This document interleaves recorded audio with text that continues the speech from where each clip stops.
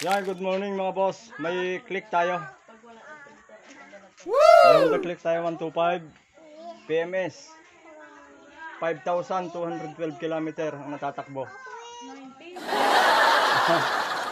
5,219. Sabi ng may-ari. Oh.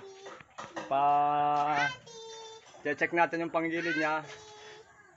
At lilinisin din natin ng airbox. Ito yung December lamang. Masipag manakbo. Ngayon po ibubuksan natin ang panggilid. Check natin yung tamang posisyon ng bola niya kasi minsan may doubt sa mga mekaniko kung anong tamang pwesto ng pisngi ng bola. Ngayon stock pa ho ito. Hindi pa nabubuksan, ngayon pa lang. Titingnan natin mga boss.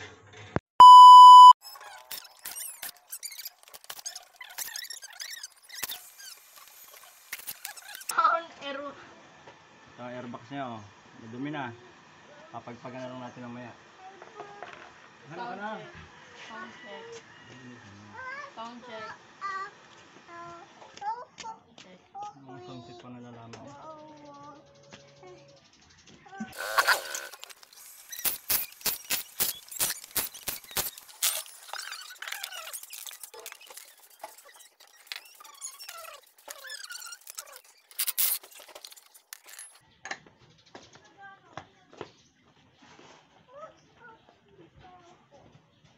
Ganda ng panugan.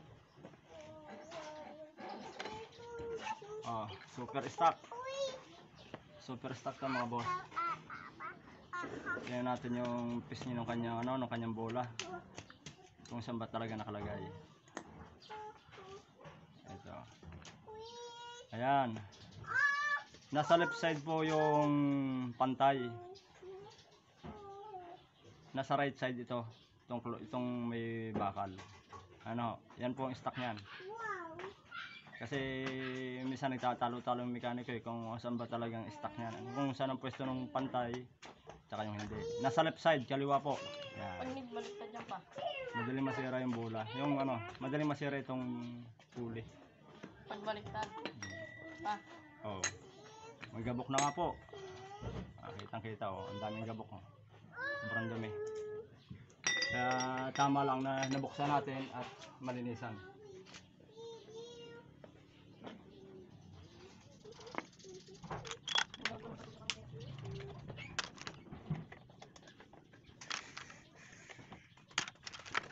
Nasaan si Marios? Baka naman aray, may sabit mo naman. Sobrang gabok. Ito ang importante na hapon natin. Ito. Mamaya i-check natin yung kanyang kulant kung dabos mo hindi. Malikot bebe. Ang gabok oh.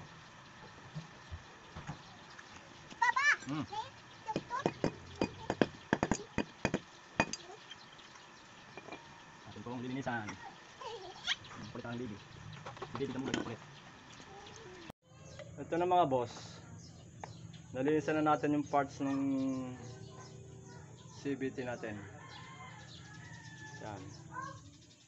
Powder soap lang po ang ginamit natin. Hindi tayo nagkuha ng gasolina. Ngayon pagka powder soap po, bago natin ikabit siya ay tuyo na mga boss. Kasi may tendency na kalawangin yan. Tapos yung parts na ito, huwag niyong huhugasan to mga boss.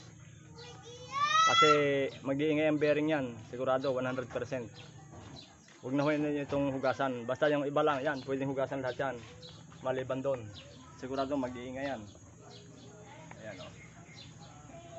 Linis na linis na po siya, pati yung kanyang crankcase. Powder lang po yan, ang pinalinis natin dyan.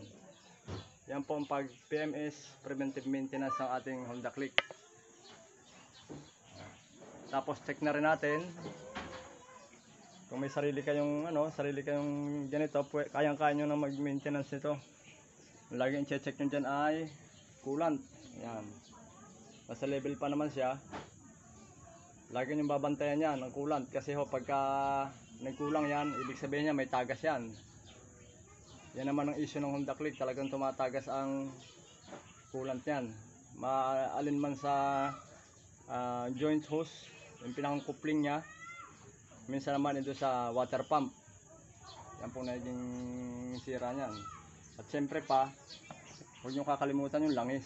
Change oil nyo. I-change oil po natin. Maya maya lamang ikakabit na natin yan. Antayin pa natin sa matuyo. Pag binuksan nyo, linisan nyo na rin yung pinakang airbox nya. Ito yung air filter nya, medyo madumi na siya. Nadala pa naman sa pagpag. Siguro sa sunod na linis, palitin na yan. Pag sa sunod na bukas, papalitan na natin yan sa Honda Click na yan. Ngayon po, wala ho tayong nabiling high temp na grasa. May nabili naman ako sa Shopee. Ito, may natira pang 2 piraso. High performance na grasa. Subukan natin gamitin yan. Dito naman yan ilalagay sa torque drive.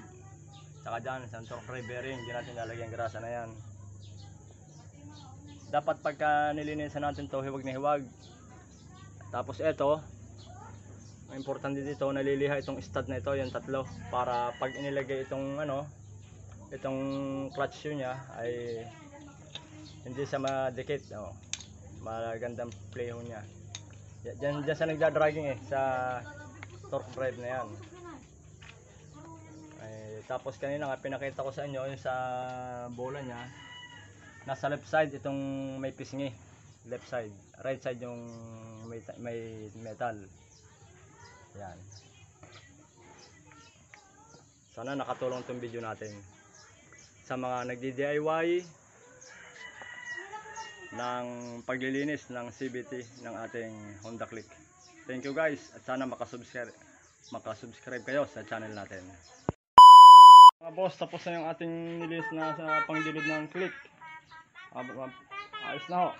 Sige nga ho, testing nga po. Pandarin nga po ninyo.